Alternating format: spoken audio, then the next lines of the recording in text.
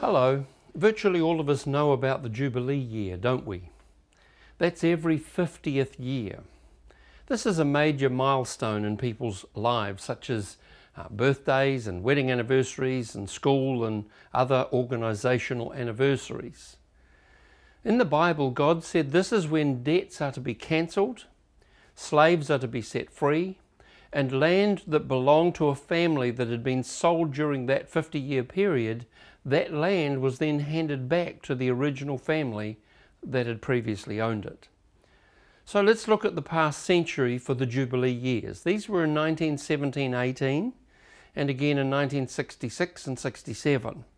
So the next one will be 2015 and 16, and I think this is significant.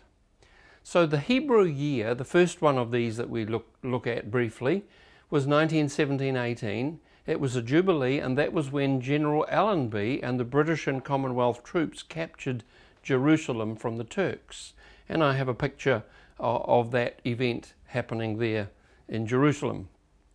In the year 1966-67, again a Jubilee year, Israel captures Jerusalem in the Six-Day War. Now, there's something very interesting you need to understand. Rabbi Judah ben Samuel lived in Regensburg in Germany in the year 1217. That's a long time ago. And he gave an amazing Jubilee prophecy just before his death.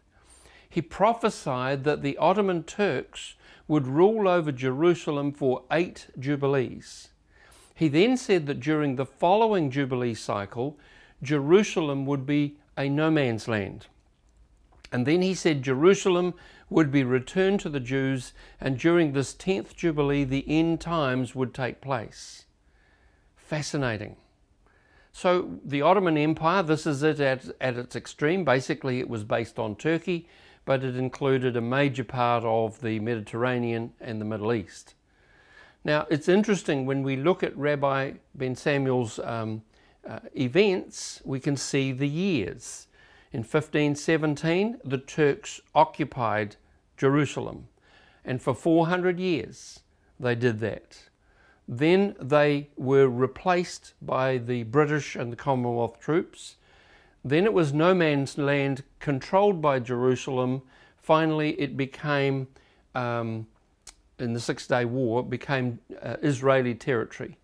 And very shortly we come to something that brings that 50th Jubilee year to an end. So the 8th Jubilee ended in the summer of 1917, and 3 months later General Allenby with the British and the Commonwealth troops chased the Turks out of Jerusalem. Then there was that 49 years of no man's land, and even after Israel became a nation in 1948, there's a strip of land called no man's land that divided Jerusalem. Very interesting. The next Jubilee year, 49 years after Allenby's conquest, occurred in 1966 and 67.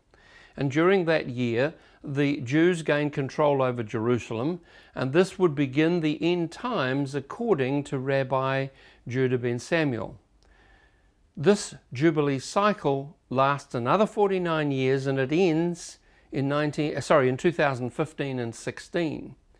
So when we consider that Jubilee in the Bible is about liberation, and so every 50 years in Israel, all debts were to be cancelled, all slaves were set free, and all land was to be returned to its original owner. Now, the 7th day is a Sabbath rest day, according to God. We can argue about which day that should be at another time. The 7th year, or the Shemitah, is the Sabbath rest year. We'll talk about that in the next session. And the 7th Shemitah is the 49th year, with the 50th year being Jubilee. And then the cycle starts all over again. But did you know that the next Jubilee year, 2015 and 16, will be the 70th ever?